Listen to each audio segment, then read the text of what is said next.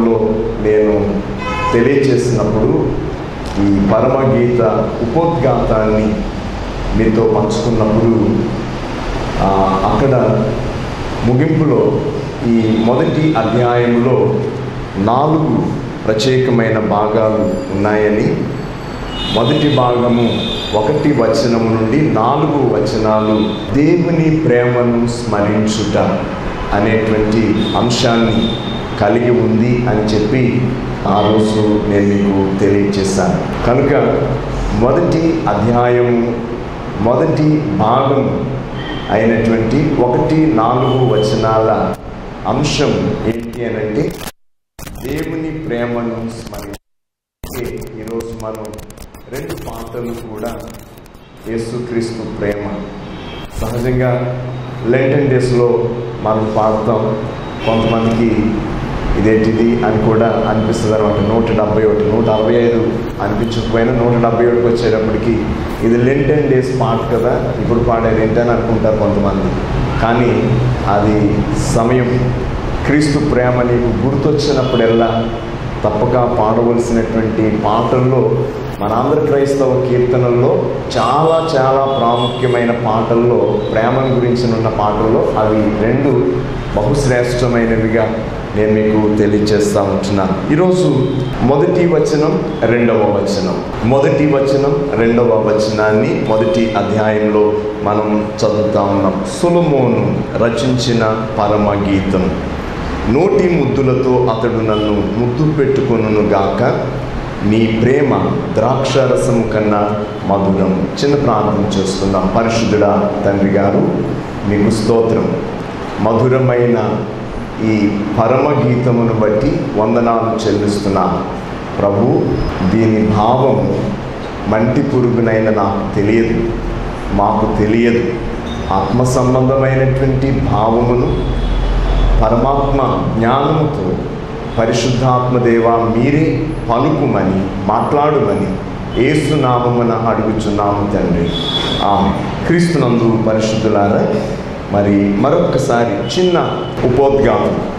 ఎందుకనంటే పరమగీత ప్రారంభాన్ని, మొదటి వచనాన్ని ఏమన్నారు అని చూస్తున్నప్పుడు సొలొమోను రచించిన పరమగీతం అనేటువంటి ఒక చక్కటి మాట అక్కడ ఇవ్వబడ్డది. సొలొమోను రచించిన పరమగీతం మొదటి భాగాన్ని చెప్తా ఉన్నప్పుడు, దీని ఇంట్రడక్షన్ గురించి జ్ఞాపకం చేస్తూ ఉన్నప్పుడు చాలామంది భక్తులు దీని గురించి చెప్పినటువంటి మాట ఏంటంటే, పరమగీత గ్రంథము అనేటువంటి దాన్ని it is evangelical song of Solomon అనేటువంటి మాట జ్ఞాపకం చేశారు. ఇది ఒక స్వార్థ గీతం. క్రొత్త నిబంధనను గురించి పాత నిబంధన కాలంలోనే ప్రారంభమైనటువంటి ఒక అద్భుత గీతము అనేటువంటి దానిగా జ్ఞాపకం చేస్తూ వచ్చారు.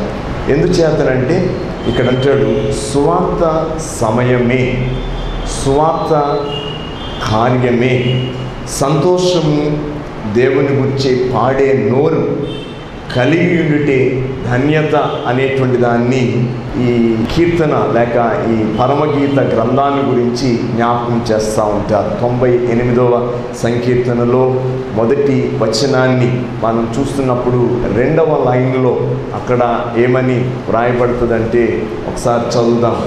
98వ సంకీర్తన మొదటి వచనం 2వ లైన్. ఆయనను గూర్చి క్రొత్త కీర్తన నేను పాడేదను. ఏమండి, ఆయనను గూర్చి ఏదైనా ఒక కీర్తన పాడేటప్పుడు ఎవరైనా దేంతో పాడతారు? చేతులతో పాడరు కదా, కళ్ళతో పాడలేం కదా, చెవులతో పాడలేం కదా. దేనితో మనం పాడుతాం అని అంటే నోటితో. అందుకని ఆయన నా నోరును ఆయన నింపి ఉన్నాడు అనేటువంటి మాట కూడా జ్ఞాపకం చేస్తూ ఉంటాడు. కనుక దేవుని గురించి ఏదైతే ఒక అద్భుతమైన సత్య సువార్త ఉందో, ఆ తెలియని మర్మమైనటువంటి ఓ గొప్ప స్తుతి సువార్తను పరమగీత గ్రంథకర్త ప్రపంచానికి అందించారు అని చెప్పడానికి ఇది ఒక సువార్త గ్రంథము అనేటువంటిదిగా కూడా పాత నిబంధన కాలంలో ఉన్న సువార్త గ్రంథముగా దీన్ని జ్ఞాపకం చేశారు. అందుకే ఈ సువార్త గ్రంథాన్ని ఎవరు రాశారు అని చెప్పడానికి మొదటిగానే ఆ మాట ఇచ్చారు. ఏమని రాయబడ్డదని చూసినప్పుడు సొలొమోను రచించిన పరమగీతం, ద పెన్ మ్యాన్ ఈ సాల్మన్ అనేటువంటి మాట జ్ఞాపకం చేయబడతా ఉంది. ఆయన రచించినటువంటి గ్రంథం. దావీదు కుమారుడు, యోగ్యుడైనటువంటి రాజు, వాగ్దాన పుత్రుడైనటువంటి రాజుగా ఈయన ఉంటూ ఉన్నాడు. తన తండ్రి వల్లనే తను కూడా, దావీదు అనేక మంది కుమారులను కలిగి ఉన్న ఆ కుమారుల్లో ఎవరు ఇంత యోగ్యమైనటువంటి వారు లేరు. కానీ సొలొమోనును దేవుడు తన యొక్క జననములోనే ఏర్పాటు చేసుకున్నారు కనుక, ఆయనను పవిత్రపరిచిన దేవుడు గనుక సొలొమోను దేవుని కొరకు అద్భుతమైనటువంటి పాటలు రచించినటువంటి ఒక రచయితగా, ఆయన పోయిట్గా ఉంటూ ఉన్నాడనేటువంటి దాన్ని నేను మీకు జ్ఞాపకం చేస్తూ ఉంటున్నా. పరమగీతం, ఇది చాలామంది భక్తులు అన్నారు, గీతములకి గీతము అన్నారు. ఏమండి, పరమగీతం, సాంగ్ ఆఫ్ సాల్మన్ అనేటువంటి ఈ పుస్తకాన్ని గమనిస్తున్నప్పుడు పరమగీతము అని అంటే గీతాలకి గీతం, ఇది పరలోక సంబంధమైన జ్ఞానమును గుర్చినటువంటి గీతము అని చెప్పేసి దీని గురించి జ్ఞాపకం చేస్తారు కనుక చాలామంది అన్నారు, this is not song of fools అనేటువంటి పదాన్ని జ్ఞాపకం చేశారు. ఇది బుద్ధిహీనులైనటువంటి వారి కొరకు వారు పాడుకోవటానికి సంబంధించినటువంటిది కాదు అని చెప్పేసి జ్ఞాపకం చేశారు. నేను కూడా ఎవరి కాలం వచ్చినప్పుడు, ఇంకా నాకు తెలియనటువంటి దినాల్లో చదివినప్పుడు దీని గురించి వేరువేరుగా అనుకున్నాను. ఇదేంటి ఇలాంటి మాటలు ఉన్నాయి ఈ గ్రంథంలో అని చెప్పేసి నేను కూడా అనుకున్నాను.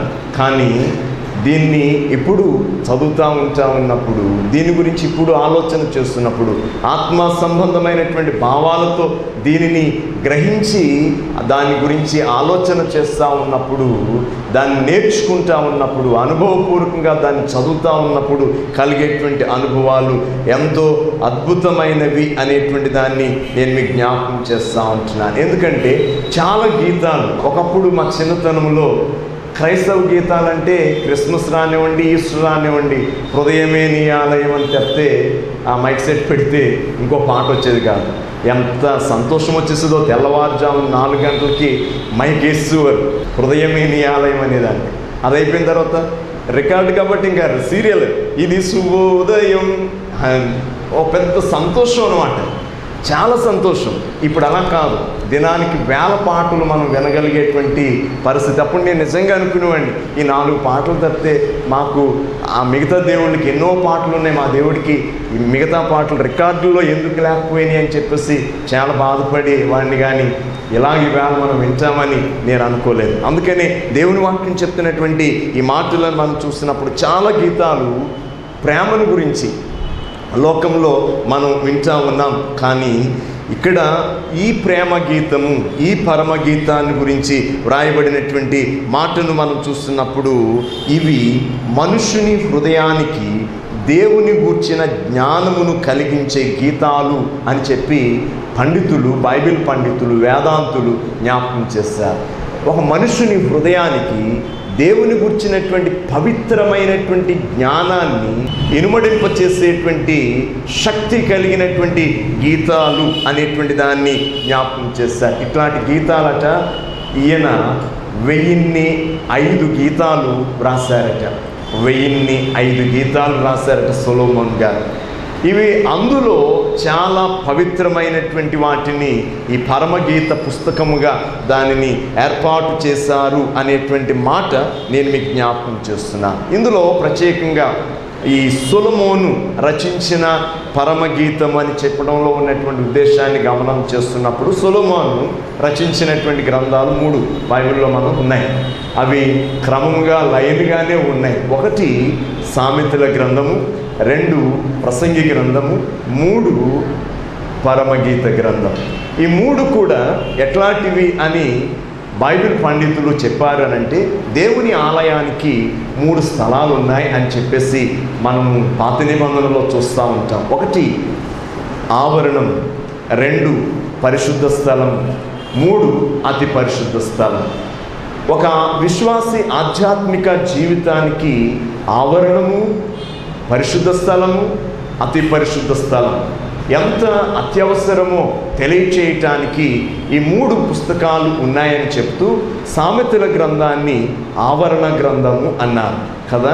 ఎందుకనంటే జీవితమును గురించిన ప్రతి ఉపదేశాన్ని కూడా అందులో చెప్తా ఉంటారు. నీవెలా నడుచుకోవాలో, నీవెలాగా జీవించాలో, నీతో నీవు, పరులతో నీవు, దేవునితో నీవు ఎట్లా జీవించాలనేటువంటి ఓ చక్కని బోధను ఆయన సామెతలుగా, ఉపమానాలుగా ఆయన చెప్పి బోధించి వ్రాసారు. కనుక అది ఎట్లాంటిదనంటే దేవుని మందిరంలో ప్రవేశించేటప్పుడు ఎవరైనా ఆవరణంలో ప్రవేశించాలి, ఆ తరువాత పరిశుద్ధ స్థలంలోనికి రావాలి. నేను చాలాసార్లు గుర్తు చేస్తాను, ఆవరణములో ఏముంటుందో తెలుసా?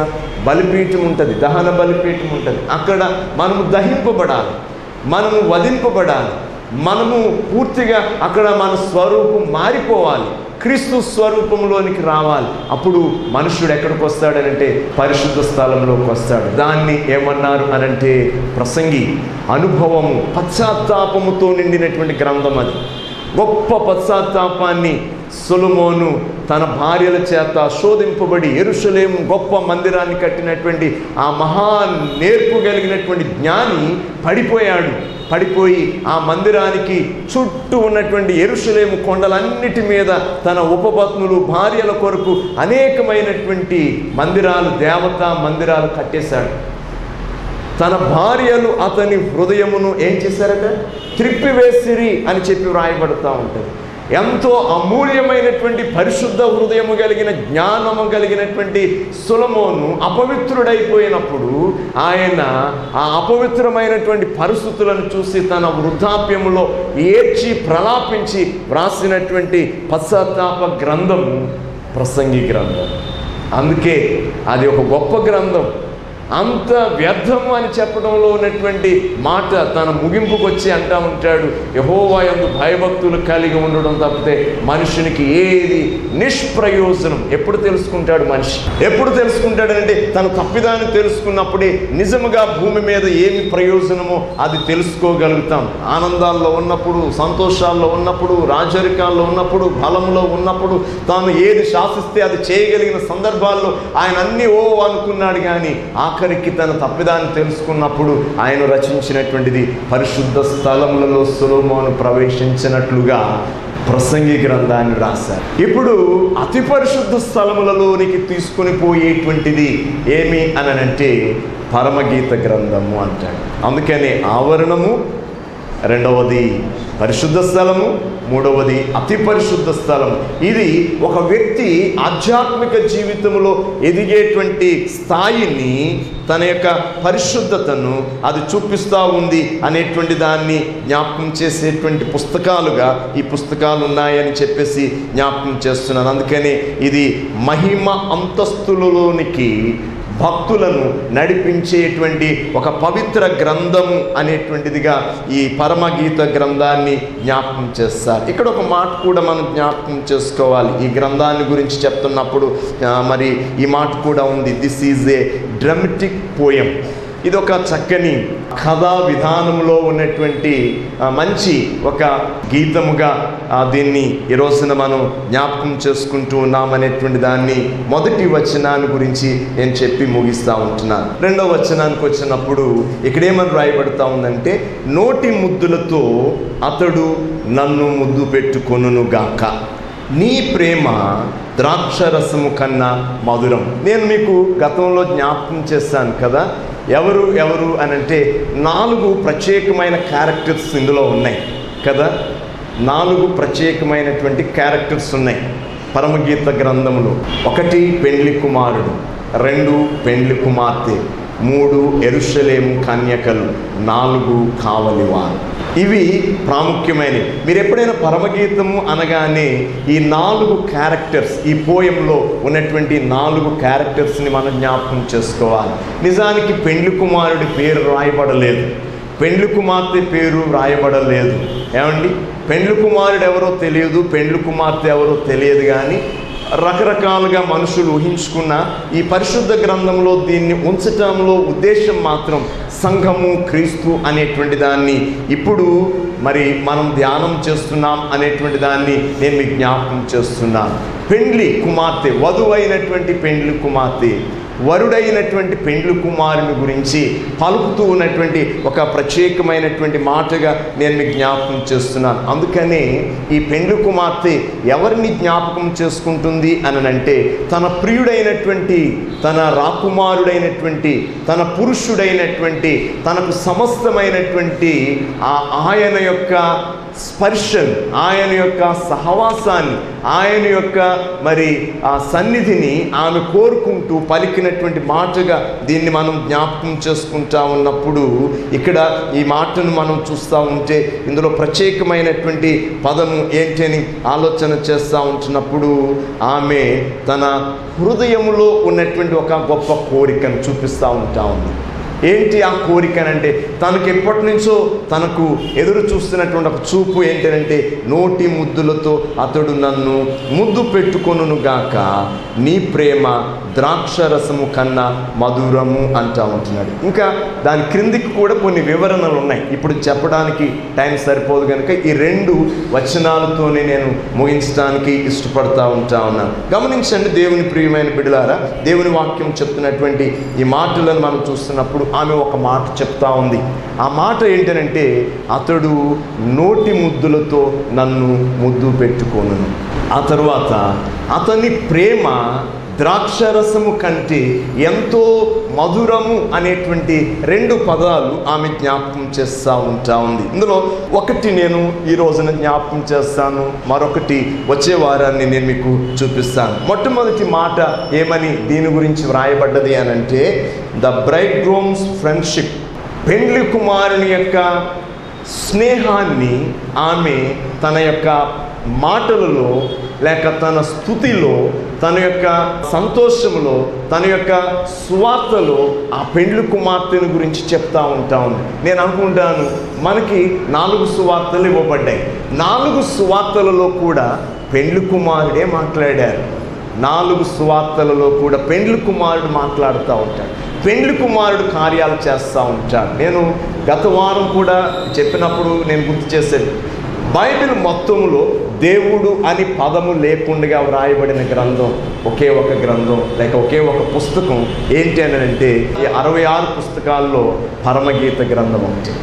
దేవుడు అనే పదము, ప్రభు అనేటువంటి పదం అనేటువంటి ఇట్లాంటివి లేకుండా ఎంతో చక్కగా వ్రాయబడినటువంటి ఈ ప్రేమ పుస్తకము అనేటువంటి దాన్ని మనం చూస్తున్నప్పుడు, ఇది ఎంత అమూల్యమైనటువంటి ప్రేమ అని ఆలోచన చేస్తే, అది దేవునికి విశ్వాసికి ఉన్నటువంటి ఓ గొప్ప సహవాసానికి గుర్తైనటువంటి ప్రేమ గ్రంథము అని చెప్తే, ఇక్కడ ఆ పాత నిబంధన కాలాన్ని, ఎందుకంటే ఇది పాత నిబంధన గ్రంథంలో ఉన్నటువంటి గ్రంథం అయినను, ఈ పెండ్లి కుమార్తె అనేటువంటి పదానికి వచ్చేటప్పటికి దాని క్లారిటీ ఖచ్చితంగా తీసుకొచ్చి ఎక్కడుంచారు అని అంటే, క్రొత్త నిబంధన ముగింపు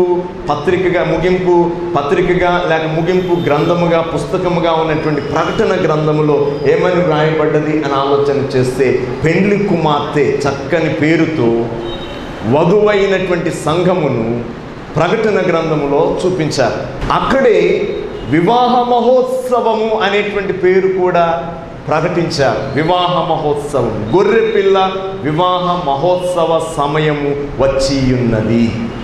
యుగముల తరబడి దాన్ని కామన్గా భారతీయ మతాలు కానీ లేకపోతే ప్రపంచ మతాలు కానీ ఏమన్నాయంటే, లోక కళ్యాణము అనేటువంటి పదాన్ని వాడారు. లోక కళ్యాణం, వారు వాడే కళ్యాణం అనేటువంటి పదం కొన్నిసార్లు మనం అదేదో తప్పు అనుకుంటాం, కానీ వారికి తెలియక వారేదో కళ్యాణం అంటూ ఉంటే, బైబిల్ చెప్తున్నటువంటి మాట ఏంటంటే, ఇదిగో యుగముల బట్టి ఎదురు చూస్తున్నటువంటి విశ్వాసి, యుగముల బట్టి ఎదురు చూస్తున్నటువంటి ఒక ప్రియమైనటువంటి పెండ్లి కుమార్తె తన పురుషుని కొరకు పలికినటువంటి మాటల నెరవేర్పు దినములను ఇక్కడ ఇది చూపిస్తూ ఉంది అనేటువంటి దాన్ని నేను మీకు తెలియచేస్తూ ఉంటా ఉన్నాను. అందుకని ఏమేమంటా ఉంది, let him kiss me with the kisses of his mouth.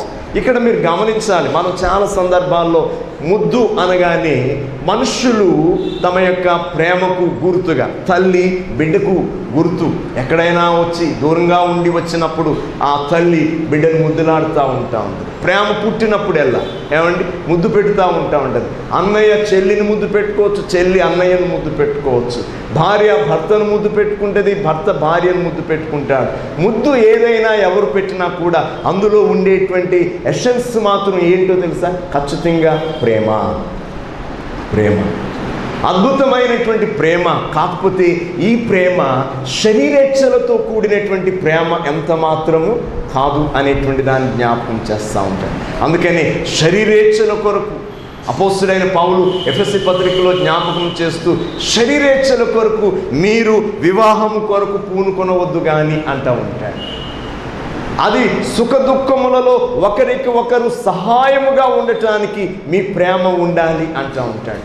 మీరు తప్పిపోకుండాను, మీరు పడిపోకుండాను, మీరు వ్యాధిగ్రస్తులు కాకుండాను ఒకరిని ఒకరు రక్షింపగలిగినటువంటి ఘనమైన ప్రేమగా ఉండాలి మీ ప్రేమ అంటూ ఉంటాడు. శరీరేచ్ఛ ఎట్లాంటిది ఏమండి?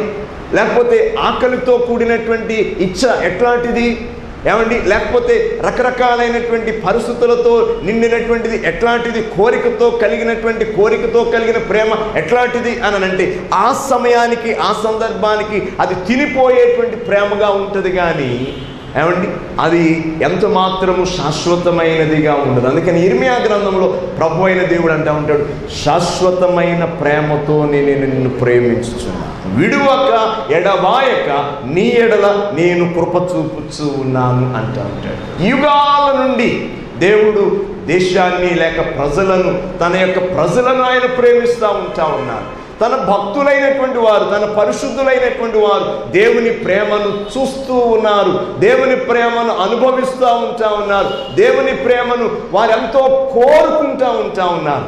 ఇక్కడ కూడా ఈ పెండ్లి కుమార్తె ఈ పరమగీతంలో ఉన్నటువంటి ఘనమైనటువంటి సౌందర్యవతి అయినటువంటి ఆ వధువు, ఆ కన్యక ఏమంటా ఉంది అనేటువంటి దాన్ని మనం చూస్తూ ఉంటే, నోటి ముద్దులతో అతడు నన్ను ముద్దు పెట్టుకొనుగాక.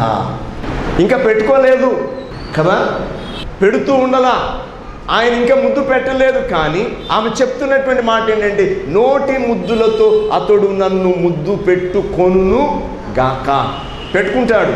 అయితే ఆయన పెట్టకముందే ఆయన ప్రేమలో ఉన్నటువంటి మధురాన్ని కూడా ఆమె అనుభవపూర్వకంగా చెప్తా ఉంది. ఏమంటా ఉందనంటే, నీ ప్రేమ ద్రాక్షారసము కన్నా మధురము. ఎందుకనంటే క్రీస్తు ప్రేమ కొరకు ఎవరు ఆరాట పడతారో, ఆశతో ఉంటారో, ఆశ కలిగి ఉంటారో వారికి మాత్రమే ఆ ప్రేమ యొక్క మధురానుభవాలు దొరుకుతాయట.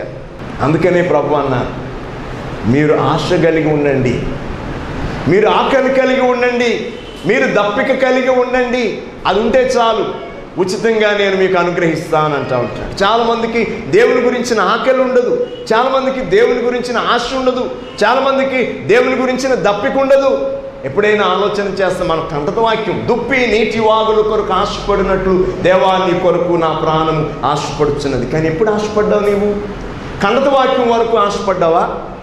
ఖండత వాక్యం కొరకే నువ్వు చూసావా? చెప్పడం వరకే చూసుకున్నావా? కానీ ఎప్పుడైనా నీ ప్రాణము ఆశపడితే, ఎప్పుడైనా నీవు నీ ప్రాణము ఆకలి కొంటే అప్పుడు దానిలో కలిగేటువంటి మధురానుభవము, క్రీస్తు ప్రేమ ప్రత్యక్షతను నీవు అనుభవిస్తావు అనేటువంటి దాన్ని పరిశుద్ధ గ్రంథంలో ఇక్కడ ఈమె జ్ఞాపకం చేస్తున్నటువంటి గొప్ప వచనముగా నేను మీకు తెలియచేస్తూ ఉంటున్నాను. ఎందుకు అనంటే, దేవుడు తన ప్రేమను అనాది కాలము నుండి వ్యక్తం చేస్తున్నాడు. నిజానికి పాత నిబంధన కాలంలో ఏమండి ప్రియుడైనటువంటి ప్రభువు ఎవరికి తన నోటి ముద్దులను ఇవ్వలేదు కదా.